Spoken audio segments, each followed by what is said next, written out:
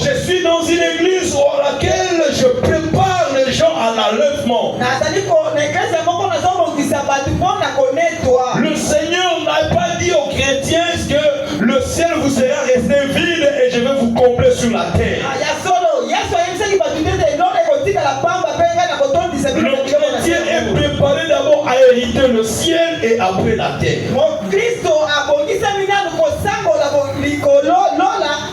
Et Jésus a conclu en disant, mieux vaut perdre tout mais ne perdez pas le ciel. Écoutez-moi très bien. L'évangile du royaume c'est le ciel. La théologie du royaume c'est le ciel. Je ne peux pas te prêcher le mariage sans te prêcher le ciel. C'est le ciel qui est la finalité de la vie de tout un chacun de notre société. Si l'église commence à préparer les gens aux délivrances, au service, etc., il y a des gens que Jésus a laissés malades mais qui vont voir le ciel. Amen. Dieu n'est pas forcément appelé à te guérir, à te délivrer. Il n'est pas appelé seulement à te donner la maternité. Il a dit à Paul, ma grâce te suffit. Mais le ciel ne peut pas être fermé à quelqu'un qui a la foi. Les chrétiens demandent les choses qui sont périssables. C'est ça le manque de la sagesse. Je suis malade. Dois-je demander la guérison? Mais peut-être que la maladie pouvait m'amener à un repos du Seigneur. Mais parce que je vais encore vivre, je risque de tomber après la guérison. Écoute-moi très bien. Tu dois changer ta manière de prier. Tu dois changer ta manière de chercher Dieu. Tu dois chercher Dieu dans la sagesse. La sagesse est la source de la révélation de Dieu. C'est lui qui est sage dans la révélation de Dieu. Est-ce que tu peux me comprendre? La sagesse, c'est un don que le Seigneur donne à tout le monde qui la demande. C'est-à-dire la première demande que quelqu'un peut introduire devant Dieu, c'est Dieu. Donne-moi la sagesse. Pourquoi? Parce que c'est par la sagesse que Dieu a fondé l'humanité. C'est par la sagesse que Dieu a créé. Quand tu demandes à Dieu la batterie, qui a créé la batterie? C'est lui, les humains. Quand tu demandes à Dieu le mariage, mais l'homme qui est devant toi, la femme qui est devant toi, a une asymétrie d'information que tu ne connais pas. C'est-à-dire vous allez vous marier en hypocrite. Vous faites des enfants en hypocrite. Oh,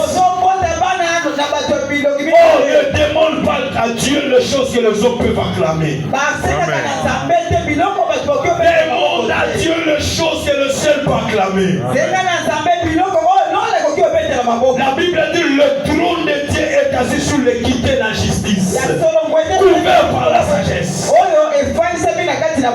Et Salomon a dit, par l'opportunité qui lui a été donnée, donne-moi la sagesse et l'intelligence pour que je sache conduire mes pieds, pour que je sache conduire le peuple.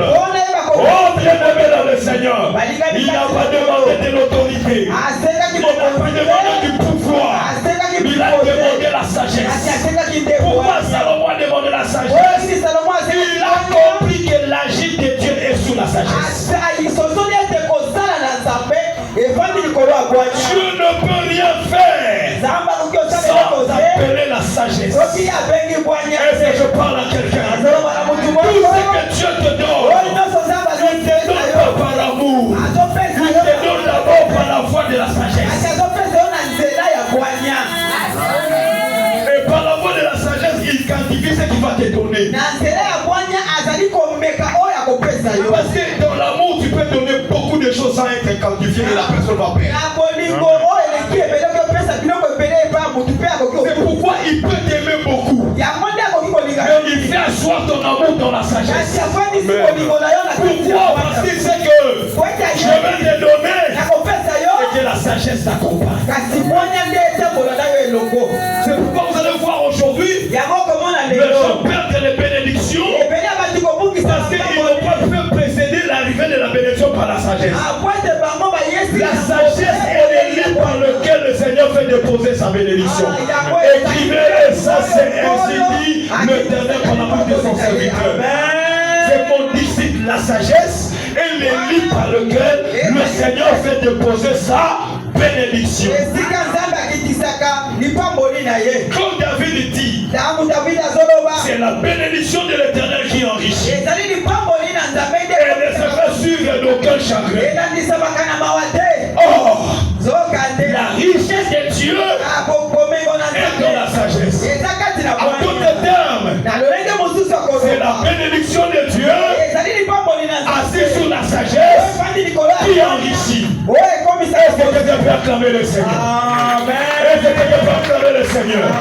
Celui qui a la bénédiction de Dieu, il a la sagesse, la richesse de Dieu l'accompagne. Et les ténèbres ne peuvent pas te détruire, et les voleurs ne peuvent pas le toucher. Si on t'a volé la bénédiction que Dieu t'a donnée, c'est parce que tu n'as pas fait accompagner cela par la sagesse. Amen. Est-ce que tu peux acclamer le Seigneur? Le monde a besoin de choses qui les éteignent. Mais Dieu a besoin de choses qui réfléchissent. Un homme, c'est celui qui réfléchit. Amen. Si tu es en présence d'un homme qui ne réfléchit pas, tu es devant un imbécile. Même l'animal réfléchit plus que lui. Ah oui, amen. Je vais dire à quelqu'un, le Seigneur Dieu n'a pas créé l'homme pour qu'il soit emporté par les choses qu'il faut. Mais pour que l'homme soit emporté par la sagesse. Alors la sagesse est auprès de ceux qui veulent marcher avec Dieu.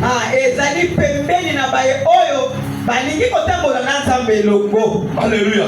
On ne cherche pas la sagesse devant les hommes. Qu'il soit homme de Dieu, qu'il soit femme de Dieu, tu ne peux pas te donner la sagesse qui peut te conduire. Amen. Amen. Donc la maman peut conduire cet enfant. Amen. Amen. Amen. Amen. Alléluia. Amen. Nazanga nyonso. Mais nazanga bwanya. La sagesse et la vie de guerrier. Et la vie de zéro.